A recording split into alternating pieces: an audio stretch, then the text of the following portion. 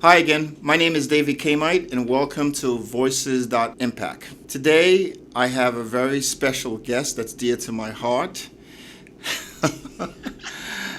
and a trailblazer, if I may, and someone that is revolutionizing the insurance industry from a number of perspectives. So we're going to have some fun with this, and I'm so excited to introduce, and I might struggle a little bit with her last name, Ngozi Nnaji. Whoa! CEO of the Black Friday Network. And I'd like to pass over the mic a little bit for Ngozi to share her resume because it's very deep and thoughtful. Thank you again. Thank you. I'm glad to be here. Got it right on the first try. Kudos. I did. Yes, okay, you great. did. So again, fabulous. Glad to be here. Voices that impact. My resume, well, where do I begin? 30 years in the business, meaning the insurance industry. I like to say I'm an insurance nerd. I tell everybody that. I have 2 degrees so far. I'm going to get that third one in the insurance industry or insurance topics, actuarial science, risk management, and insurance. I've been in various different capacities, but currently I am the CEO of the Black Friday Network, which we'll talk about later. Absolutely. But also I own an insurance agency. I own a consulting firm. I own a nonprofit. And then most recently, I'm a tech founder. Wow. We haven't talked about that yet. Oh my God, I can't keep up with her. Again, we're delighted to have you, and our audience now has seen an array of talent that we bring to the show. And Voices That Impact is just that, right? It's a conversation about leaders or folks in the industry that have different perspectives, in their respective industry, that have different perspectives, right, relative to their challenges, their success stories, and how they've gotten there. For me, you're definitely a trailblazer in the same industry that I'm in. And I won't age myself, but I've been in the industry since 1987 as well. And we've seen, as with any industries, a lot of changes. Mm-hmm. And, you know, we're not going to beat around the bush, right, in terms of when we came into the industry, there wasn't as many opportunities as there are today for people of color, whether it's men, women, et cetera, et cetera. The industry has changed, the technology is evolving, and we're delighted to see the progress. And I think with that in mind, again, as the trailblazer that you are, one of the things that we're seeing is how your thought, your vision is now affecting the distribution model. And for the audience, when we talk about distribution, there's essentially 3 main components to the industry. The insured, meaning a company like IBM, Texaco, or nursing home, or Deli.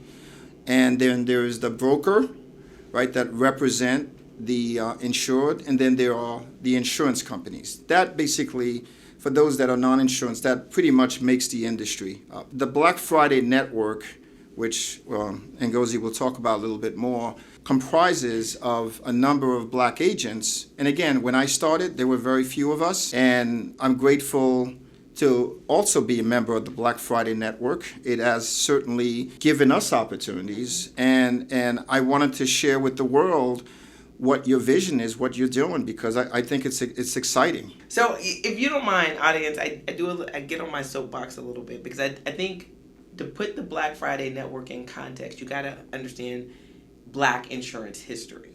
Okay. So if you don't mind, please. A little liberty around starting there. So for those that aren't familiar with Black Wall Street, right, where, you know, at a certain time in U.S. history, there was a number of cities across the country where there were a community of Black wealth generating and kind of being prominent in certain areas. Atlanta's one of them. Pockets of Chicago, right? So when we think about Black Wall Street, and we have Durham and other cities across the country, Tulsa is one of them that we all know about. When we think about those areas, what we don't realize or what we don't understand is that a lot of that wealth that was being generated was coming from surplus generated by Black-owned insurance companies that existed during that time. Interesting. And so when you think about an insurance company, right? I mean, for those, again, that are not insurance geeks like you and I, insurance companies are there to make money, right? Absolutely. They're businesses in their own right. And so there's surplus that they need to have, whether, dictated by the state, right, the regulators, or just, again, to cover claims. But when we think about Black-owned insurance companies, they had enough surplus to do all those things and more. And that more was reinvesting in the communities that they served. But what we believe and what we know based on research and based on studies is that, again, those Black-owned insurance companies were able to grow because they had Black agents going from door to door selling the products. Now that's, again, very similar to some of the same insurance companies that existed at that time that were not Black owned, and even insurance companies today. But when you think about what insurance did for the Black community at that time, that's where the difference is, right? It took a community that was struggling, right? It created the Black Wall Street, and now we have the Black middle class, right? So we kind of moved the trajectory of the Black community to a whole nother kind of level. So with that being said, if you think about, again, Black agents supporting that cause and moving that cause forward, think about if they existed now, which they do, right? But were under the same umbrella or mission or purpose as far as creating wealth for the Black community and driving and leading that initiative. And so that's the genesis of the Black Friday Network. We want to think about, okay, if that was a possibility right then what could we do if we aggregated, if we leveraged our market share, if we leveraged our resources, and we worked in tandem to move that agenda forward? And I mean, not for nothing, there's a lot of money in distribution. So there's that. So let's talk to some of our audience that might say, well, okay, that was then. Yeah. That's great. That's the history. You can't erase it. But today, the world is a better place, some would argue. And why do we need to talk about Black this, Black that? Is that really necessary? What's your perspective? What's your answer around that? Why are we talking Black agent versus an agent? If there's a white agent or non-white agent or non-Black agent that's serving a Black business or any business, why is it necessary? I mean, I think the answer is really around the cultural nuances that exist within that community. If you think about... an example I like to use all the time is the Black barbershop, right? Okay. In many Black communities, the barbershop was the hub of activity in that community, right? It wasn't just a barbershop, right? It's where, events happened. It was where, men got together to talk. It's where, there was book bag drives and kind of community supported events. So now, if you're a non-Black agent, do you understand that? Do you understand the exposure that additionally exists within that barbershop, right? Because it's not your typical barbershop. So again, as a Black agent, I understand and I know that. And so from a consulting perspective and understanding how to protect the assets that are related to that barbershop, now I can consult with a different lens, right? Because I understand that. So I do think there's benefits to, again, Black agents serving the communities that they're in and the communities that look like them because of that cultural nuance. We're talking insurance, right? So from a risk standpoint, isn't about the person understanding the risk of that they're looking to represent and insured? Why does that matter, right? Beyond that shopping center mentality, why does the barbershop matter today? And by the way, I was short-lived at the barbershop, as you can see. So, David never went to the barbershop. Well, for not many years, right? So when I started my career, I certainly the barbershop model didn't exist for me. So help our audience understand, right? And it is that the small risk mentality when we think about barbershops, and does that give our audience the suggestion that we're looking at small risk versus a Black agent being able to represent a Fortune 50? Oh, not at all. Okay. But I just want to put it in context. No, not at all. Not at all. I think, but that's related to the consumer and the buyer. When we think about the capabilities of the agent themselves, the broker, the producer themselves, now we get into access, right? So as a Black agency owner, so I'm not just an employee, I own the agency. The question then becomes, do I have the same access as a non-Black agent or agency owner around access to capital? Right. Access to capacity, right? Access to consultative resources, because as you know, a lot of us, again, Black-owned people of color that own agencies, we didn't grow up in insurance. Like we're not third generation agency owners, right? Right. And so the knowledge that you have to have and the insight that is important and critical maybe to scaling, we don't have. We have to learn and get that information from other resources. Right. The other benefit to something like this, meaning the Black Friday Network, is not just what it does for the consumer, but what it does for the agency owner itself. So now we provide that direct access to things, to the resources, to the capital, to the capacity that historically we didn't have access to. Right. So access to capital comes in different forms. Correct. Right?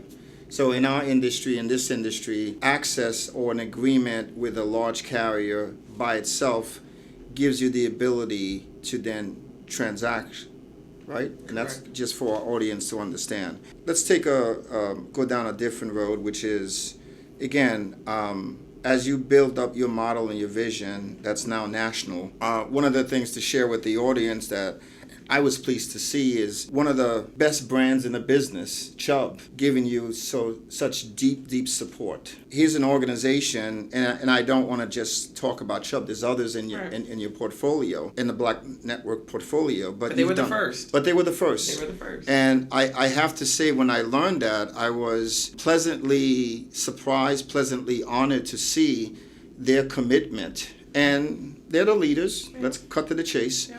And I think it made it easier for others to follow, right? An industry leader, and just help the audience understand that perspective, because I think that's a massive asset. Oh, it definitely is. I mean, I'll talk about it from two perspectives or two kind of aspects to it. I mean, first, as you indicated, Chubb is the largest P&C carrier in the world, the largest, and so to have that kind of up on your wall as an agent to tout that you now have an appointment with Chubb, that lends to credibility, that lends to respect in the industry, right? It lends to a lot of things. So I think, one, to your point, that did instantly, kind of give us a certain level of respect in the industry where others followed. Right. But I think, what we also have to mention is that, and they understood the value prop around having or partnering with someone, a group like the Black Friday Network. And it's really around, again, if remember, insurance companies are businesses too, right? So yes, there's this altruistic need or desire to maybe do things, right? It's you do it because it's the right thing to do, right? But there's also needs to be a business need, right? Absolutely. To some degree. Right. The business imperative, right? Right. And so what we articulated and what they bought into is the fact that here they are a P&C carrier. Again, looking at different market segments, right? They do national, global, they do middle market, and they do small business. But really thinking about the fact that the world is changing, right? So the distribution partners that they partner with today might not be able to represent the society of tomorrow. Right. Secondly, if they were to diversify their distribution channels now, think about the additional market share they could ascertain by partnering with, again, Black agents in the Black community, right? For example. Because again, if you're thinking about that barbershop, that might be a small business, play, but have they targeted that play before? Have they looked at the Black community or businesses within the Black community as a appetite or a positive appetite or something that they can play into to increase their market share and increase their production? Some from and I don't want to deviate from this topic, but some from the audience might say, well, is the Black Friday Network and the Black agents only focusing on Black businesses? No. Okay. Let's share that perspective. Yeah. No, we're not. Okay. I mean, we service all clientele. But we do feel that there is a need to lean in as it relates to the Black community for a couple of different reasons. One, we have the wealth gap, right?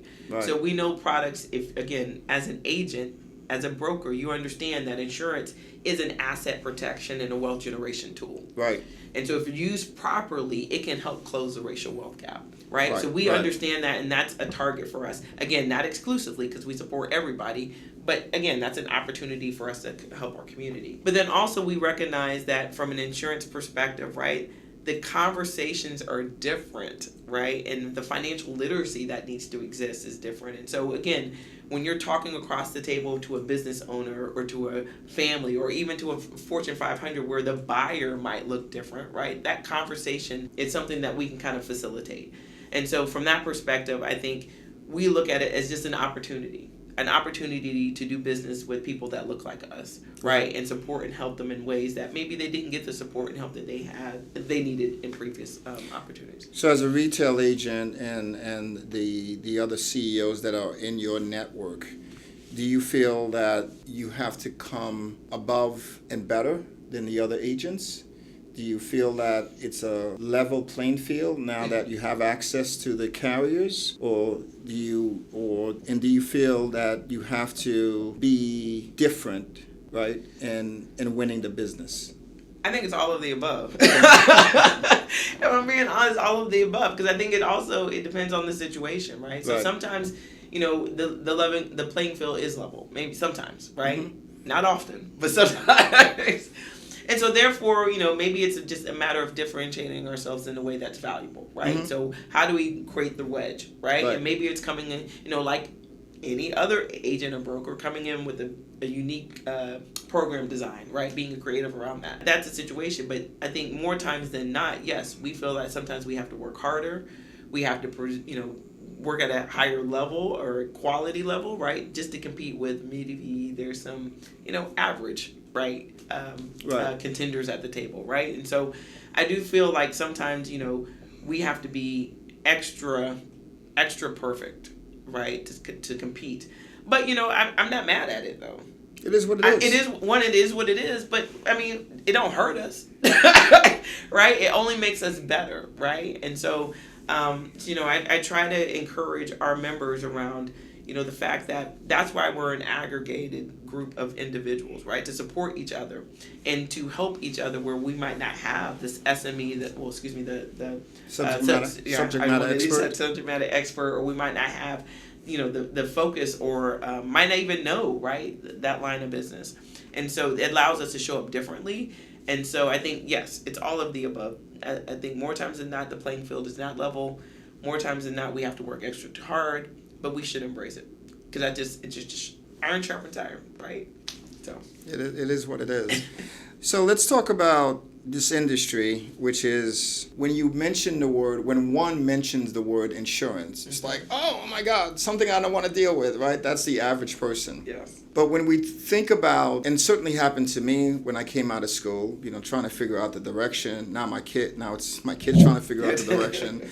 You came out of college, you think you want to do this, and then you're a little bit lost. So many of us, this industry is so dynamic. Yes. Right? I was at a function last night where we were talking about this industry, and one said, "You're so boring." I'm like, "Are you serious?" There's so many elements in this industry, marketing. I mean, everything that you can think through. When we look back, our kids and the generations that are forthcoming, and then particularly those in the minority community, what do you think beyond what you're doing? And I love for you to share with the audience what also you're doing, because you're also a teacher, right? The many hats that you wear. But how do we attract, and I hire, right? How do we attract more resumes and get kids of the underserved communities in particular, right? I think about getting them off the street into a sustainable industry. And by sustainable, I mean, we don't go up and down in massive layoffs. Right? That's what I mean by it. I think it's a wonderful industry. Obviously, I'm promoting it because I've been in it all my life. It's sustained me, my family, et cetera, et cetera. But how do you look back to the underserved communities and even those that are going to school to say, hey, we're here. This is a beautiful industry. So first of all, let me say to the audience, and the insurance industry is the sexiest industry there exists. There you go. Like, I have a t-shirt that said, I should have wore it, for all the reasons that you referenced. I am a professor. I teach at the collegiate level. But I think what's interesting and what I'm finding out is a couple of different things. From an insurance perspective, like, one, there's a lack of awareness. Mm-hmm. Right? There's no one actively talking about the insurance industry as a career prospect at the high school, at the collegiate level, right? Most of our generation, between the baby boomers and the Gen Xers, fell into the industry. Right. What's interesting to that, right, and what I'm glad to see is that now we have an increasing number of risk management and insurance programs that are popping up at different universities. So that's addressing the awareness and the visibility around the insurance industry. Right. I think what we're challenged with as an industry is we are the worst commercial. We do the worst commercials for our industry, right? If you were to ask anybody in the industry these days, right, you say, okay, hey, how'd you get into the insurance industry? What do we say? Well, we fell into it. Da, da, da. Like, what Gen Zer wants to be, you know what I mean? Like, yes. They're like, oh, you just fell into it? Well, that's not interesting to me. So I think we need to do a better job of selling it, right? And I think part of selling it is meeting the students, meeting the individuals where they are. In my class, I teach, more on the entrepreneurial side, right? Because again, I'm an entrepreneur. I think this generation, generations after it are going to be like, I want to create my own money. But part of that is that we don't talk about that. We don't talk about entrepreneurship in our industry. You know what I mean? You're an entrepreneur, right? How many businesses do you have, right? I talk about mine, but he has a few too, you guys. Well, if we stay on the topic of bringing the youth into the industry at whatever age and whatever degrees they have. Mm-hmm. I look at my own kids, right? I have a daughter and a son, and they're like, Dad, no way, I'm studying biology and this. And I'm like, well, I'm doing all this for you guys. And I think about, some of the more established agencies, 100, 300 years old, whatever. And it's just like, wow, I look back and I want to leave this to somebody to continue. But it's few and far in between, certainly in my own family, to keep this legacy alive. And I wonder if there's going to be broken chains with others in the Black network and so forth. Maybe they're luckier, if you will. But to your point, I fell into it, right? I was like, I didn't. And once I was into it, I'm like, oh, this is pretty cool. Yeah. And I've never looked back.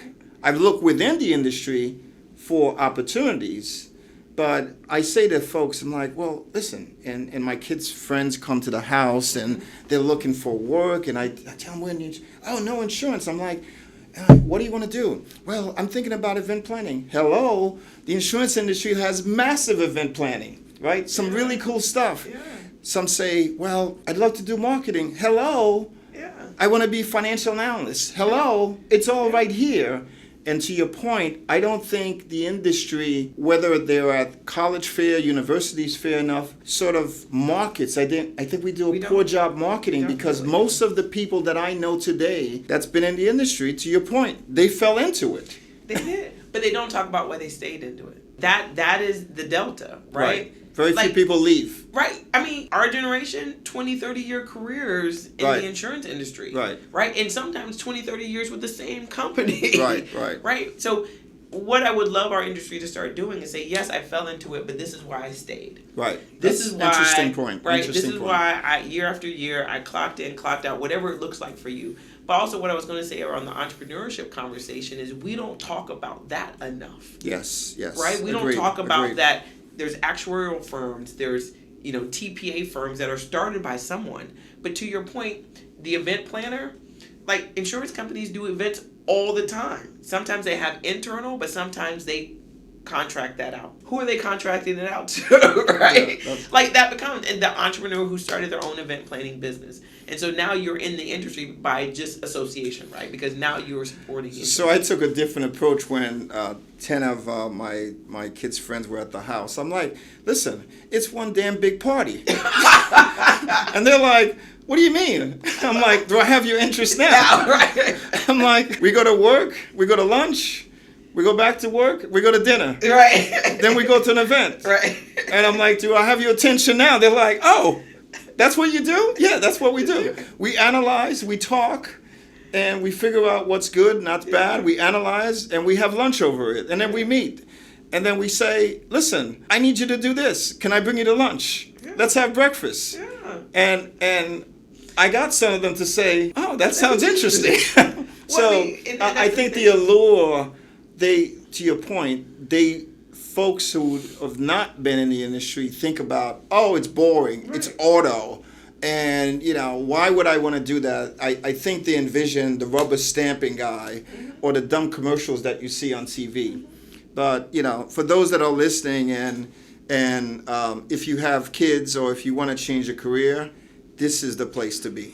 I'm telling you, again, I teach at Clark. I've had a number of students come into my course as an elective as a senior, thinking, oh, I just need this one course, whatever, but walk out with a whole 180 as far as career trajectory. Right? Because now they're looking at something that they could never imagine that they'd be doing, but looking at it. And what I was going to say, what I think is interesting is that, a lot of our institutions that are starting risk management and insurance programs are doing it as majors, right? Which is great, right? But I think the opportunity is make them minors in concentration, because that still allows the student, the individual, to focus on whatever they want to, but understand that there's an insurance community that creates a foundation for them. So think about your son, a biology major. Biology and insurance, all over the place. Medical malpractice, right? So when we think about the healthcare industry, right? Right. When we think about workers' comp, there's a portion of that deals with healthcare, right? When we think about benefits, employee benefits, and we think about, disability and all the stuff that's associated with that, there's so much in our industry that might target a biology major, but we don't talk about the fact that you can love both. That's interesting. You can love biology and insurance at the same time. I might go back to him and have this discussion, actually. Maybe I'll have you come over. Right, come over to dinner, right? We'll do dinner. Yeah, we'll do dinner. Hey, I'm going to take you out to dinner and show you how this sort of connects, right? Because I'd love for you to continue what we've built. Let's go back to the Black Friday Network. Okay. And again, your vision. Let's talk about where you started, where you are now, and the future. Whether it's bringing more to the table, your expansion, your vision. What are you thinking? What's interesting about the Black Friday Network is that we started less than 3 years ago, first of all, but we started as a group of individuals just having events. And that's important to note, because in creating the Black Friday Network, what we realized is that you needed trust, we needed some level of solidarity, and we needed to establish value. We needed there to be some type of perceived value out of what we were offering. Got it. And so we had events over the course of 2.5 years in different cities to bring those three things, or try to create and establish those three things through those events. And so when we got to the point where we had enough people who believed in the vision, who trusted each other, because that's important especially when you're dealing with business owners and you're dealing with business, but who also wanted to create community and also found value, we kind of put stake in the ground and said, okay, now we're going to formally launch. So we went from zero, not having anybody, it was just a concept, we were partying, we were having those events, to establishing the network with 15 agencies as members. And so now we're at 30 over the 2.5 years. It's incredible. Which is nice, right? It's really nice. But the vision is to be global, right? We're on a national level, so the vision is to be global. And we were joking earlier because we were having our strategy session before doing the podcast. And so we're clarifying what the future goal is, or what the future state looks like. And we want to be the premier network of diverse agency members in the world by 2036. Okay. Right? So, that means, again, 11 years. Right. I mean, no, less than that. Less than 10 years, 10 right? Years. Yeah, less than 10 years. Equally, we want to be $1 billion in value, right? As an aggregated unit. And so that means there's a lot we're going to have to do between now and then. But again, that's the North Star. And so, the reason, again, for all the discussions and talking points that we've indicated before, we think by being that premier diverse network, network of diverse agency members, we are providing an avenue for carriers to do business and target certain markets. We are providing access and resources to members who might not have access and resources before. So there's a lot, and then we're helping the consumer, right? I mean, ultimately that's kind of the goal.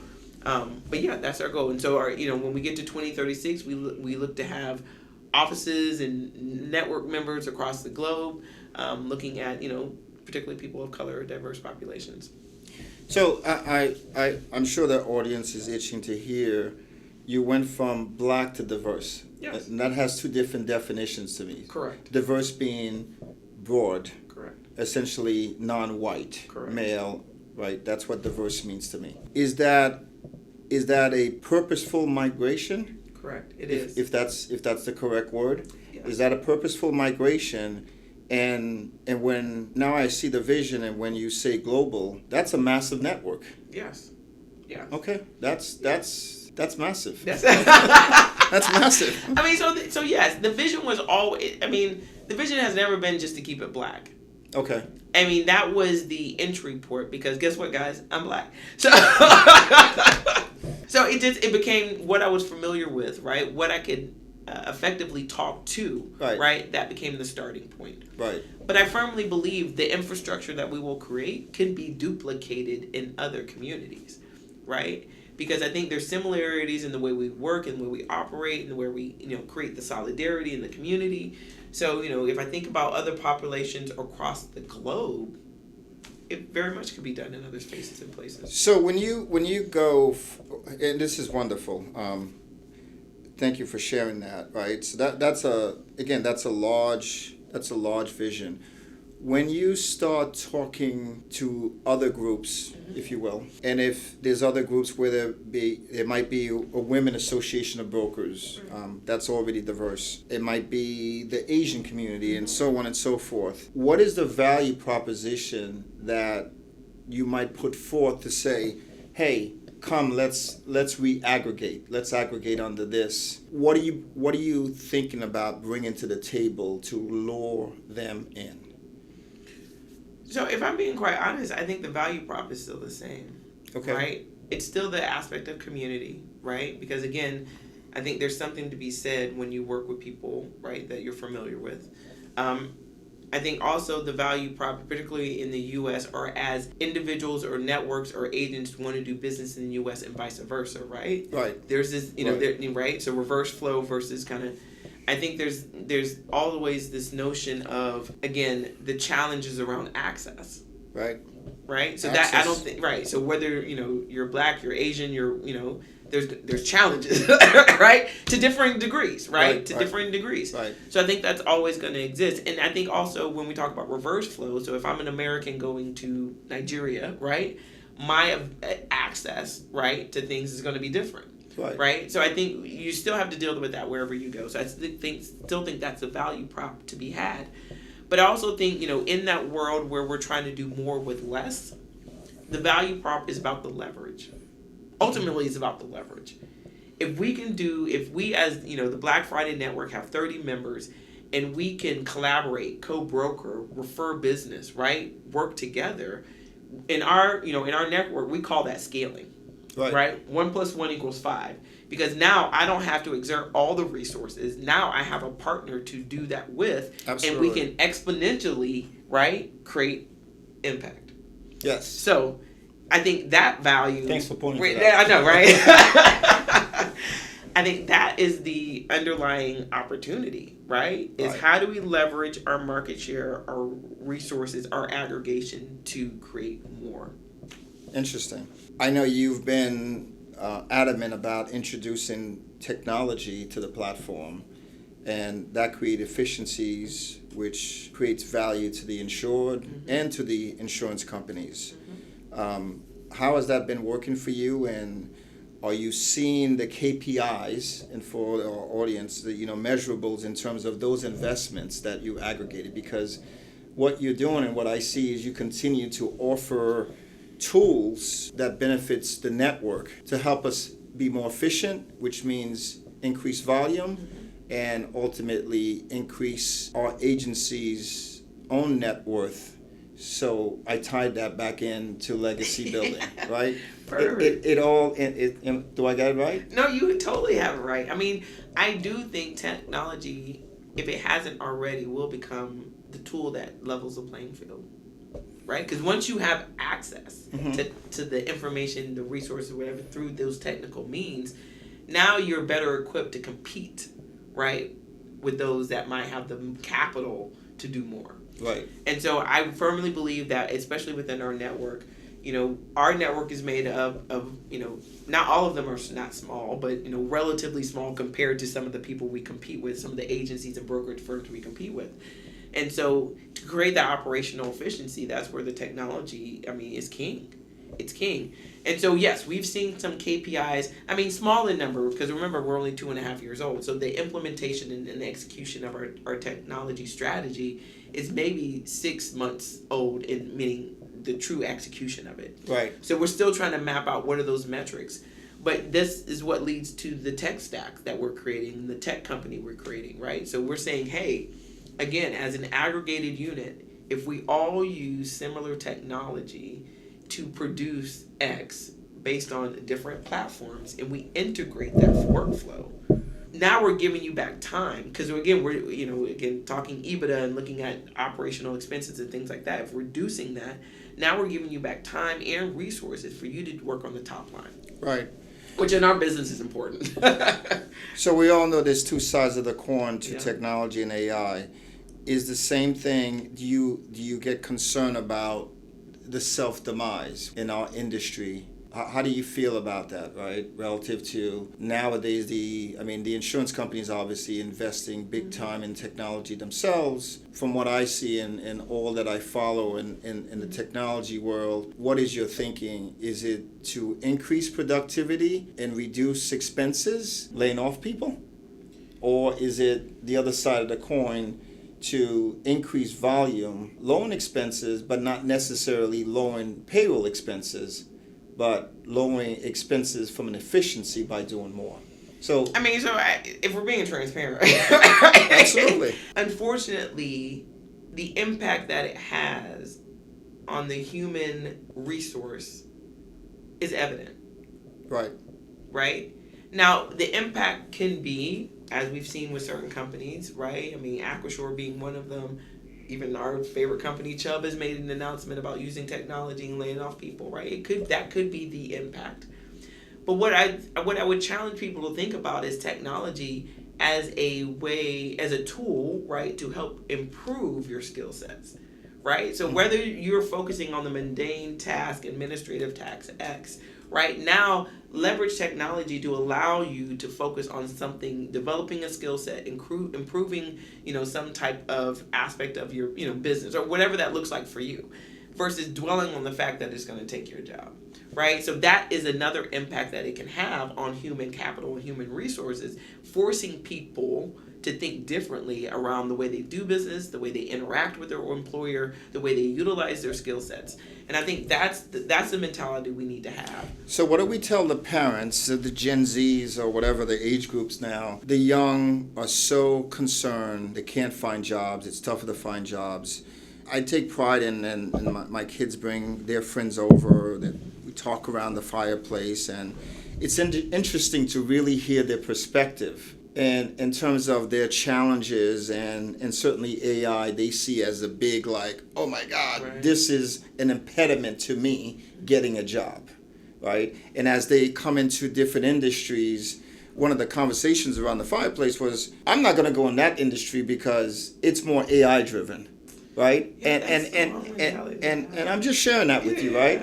So it's interesting when you've got these really smart kids out there and they don't quite see the path. It's hard enough to see the path, yet they put the technology and aspect beyond it. They're like, I don't want to go there because, and I say, because why? Well, I'm going to get eliminated very quickly. And it's a little bit of I understand their concern. I do too. As a self-employer, I'm less worried. Right. Right? Because I'm going to survive. Right, and I'm like, well, you got to figure it out, right? It's the world is changing. But, to those parents that are in the audience, it's, you have 10 kids, I want to say 10 young adults, right, that are having these deep and thoughtful conversations about where they're going, right? And whether it's our industry or others, but certainly if I try to bring them in this industry, they're like, okay, well, Mr. K-Mike, is technology used in the industry? Yes, it's evolving. It's evolving in every industry. Well, why would I go in there? And I feel like as though I need to really broker them to help them to understand that, this is one of the better industries. So I'm sort of fighting against the tide, trying to bring them in, if you will, right? Yeah, but I think, so one, let me just say, our school system has done a bad job of preparing our students for this tech wave. Thank you. I wanted you to go there. Right. Well, as a professor, I know. I'm challenged with some of my colleagues who themselves are fearful of technology and AI. You mean the professors? My colleagues. Okay, right. My other faculty members, right? And so, my challenge always to them is, if we're expecting our students to get hired in these jobs, then we have to prepare them adequately and effectively. And so that means we're introducing AI into the classroom, we're introducing technology into the classroom. So when I think about the classes that I teach, I created a curriculum around talking about entrepreneurship, but talking about it in the way that how can you use AI and technology out there to create efficiency in your startup, right? So that you can do more with less. Because you already don't have any money, you don't have any capital, right? As a startup. So what is the conversation? Are you using QuickBooks AI because you need to leverage the financial metrics and the financial tools there? Or are you using ChatGPT to do your social media, right? Like, how are you using these platforms in your business? And so I would challenge faculty members to start to have those conversations in the classroom. If you're teaching accounting, prepare the student for how AI is being used in the accounting function. That will better prepare them, but have them thinking in the way of AI technology as a tool versus replacing me. Because if I already know how to manage and use it in college, then I can manage and use it when I get into the real world and when I get into my jobs. And I think that's a beautiful position. Having said that, is it the professor that needs to be trained let's call it middle age? Yeah. Or they're baby boomers, they're Gen Xers. Okay, I don't want maybe a few millennials, but yeah, yes. I don't want to insult anyone, but not everyone has adopted in our age group, if you will, right, AI. So how could you pass something down that you don't understand yourself? Amen. Right. Amen. So then it goes back up the food chain, right? I mean, so, it's the deans, it's the chairs, Correct. It's the, what I mean, the provost, it's the, Right. president of the Right. university. We have to be thinking about forward ways to bring this into our institutions. And so, unfortunately, just put it out there. If you as a professor cannot bring that into the classroom in a way that it's adequately preparing the student, then you should bow out. and so you sort of suggesting that there's a gap being created Correct. right now. Correct. For the last, let's just say the graduates of 26, 25, that's 5 23. years. That's 5 years. Yeah. So that's the 10 students sitting around our fireplace in the backyard talking about this. No one prepared them for this discussion. And I'm glad we talked about it, and because when then the parents come around, we don't know what to say to them. Because the parents don't know either. And the parents don't know either. Parents don't know either. So I look at the youth and I'm like, oh my God, nobody prepared you. Yeah, there's going to be a gap where they're going to be underemployed, right? Because they can't get into the jobs because they're not prepared. Because those jobs have been elevated. Right. Right? They're no longer at this entry level. But there is a job. There is a job, but I would say, the conversation, because I've had it with my children too, is that, well, if college didn't prepare you, and granted, audience, I know everyone doesn't go to college, so there's a different conversation around that too, right? But if the college didn't prepare you, then guess what you got to do? You got to prepare yourself. Boom. Take it on the chin. Right. Take it on the chin. And then it is what it is. It is what it is. Again, what's beautiful about what we've created in this world of technology is YouTube, workshops, community colleges, self-learning. Right. It's out there. Right. You can't say you don't have access to it, because technology created the access for you to have to learn about technology. Yeah. Right. So. Yeah, because when you think about things now, it's self-correcting, self-producing its code, and it's almost like it was behind us. We developed it, and it's now either to the side or we're chasing it, right? Exactly. So how do you stay up? And so going back to the Black Friday Network, when you think about the global vision, right, which is very aspirational, and I commend you. You're part of that, so just know thank you. He's on the hook. No, and I want to enjoy. I want to be part of this ride, and technology is going to be a major part of your platform. Most definitely. So that's why I've made a commitment. I didn't actively attend them, even though I was kind of like adjacent, but now I ensure as many InsurTech conferences as I can. I'm having conversations because I want, for the benefit of our membership, to know the next up and coming technology that can be employed. And even if it's not meant to be employed in our vertical, we'll tweak it. We'll make it will make it useful. And do you think as it comes out in our industry, I'm not one to rush to be the first to buy. I always talk about my brother-in-law is like something comes out, oh, I got to get this. And I'm like, I like to see how it works first, and just get the kinks out. With that, it's evolving so fast. How do you make the right decision to avoid the next day is like, oh, God, I wish I waited. Now it's a better product. I don't think that's the thing. Why? Because it's moving so fast. Right, but you're making a large investment potentially. I understand that, but if you wait, right, like it doesn't matter. You could wait, still employ, and still be late to the party. You know what I mean? Like, so you're never going to catch up as quickly as it's changing. Right. So it's better. I mean, do you want to be 5 years behind, or like the way I look at it is that, to your point, yes, things are changing, and sometimes you buy into something and you've made this investment and now you're like, oh my gosh, right? That's why I like to be on the front end of creating it, right? Because now I know what to expect. Like, here's the MVP for today, understanding that it might shift. So we're going to build it so that we can tweak it, change it, edit it, whatever, 6 months from now. And so for me, yes, there's a risk in that, right? Because again, to your point, the kinks, getting the kinks out isn't going to actually do what it's supposed to do. But I feel like we will, meaning the Black Friday Network, will have more control over what that looks like 6 months, a year, 2 years from now, versus being a victim of it. So you're not investing in out of the box that can't be, if you will, tweaked. Correct. Got it. Correct.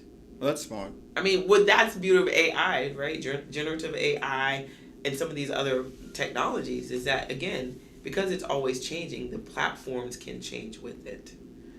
And so, the platforms of yesteryear, I mean, a part of these legacy systems that some of our insurance carrier partners are, have ingrained in their organizations are so antiquated that, and so embedded in their organizations that they can't leave them. They can't move from them. And so, granted that was what they had at the time. But again, it's preventing them from being as nimble and as flexible. So we'll wrap up with this segment, this sector, which is you're building a outstanding platform with a great vision. You have phenomenal growth ahead. When you look at the capital that's available, the capital that's coming into the industry because of the tech platform, what would you like to see from outside investors as this is the time to invest into this network because the valuation is there? What would you like to see? What does that look like? Because it takes capital to grow and so forth. Yeah. So you're thinking about the technology. You mean throw out a dollar amount? Well, I don't want to say a dollar amount, but like, what that's up to you. But we've had there's interesting members of our audience who look for discussions of that type. I mean, you are building a formidable organization, correct, right? That your vision has significant trajectory.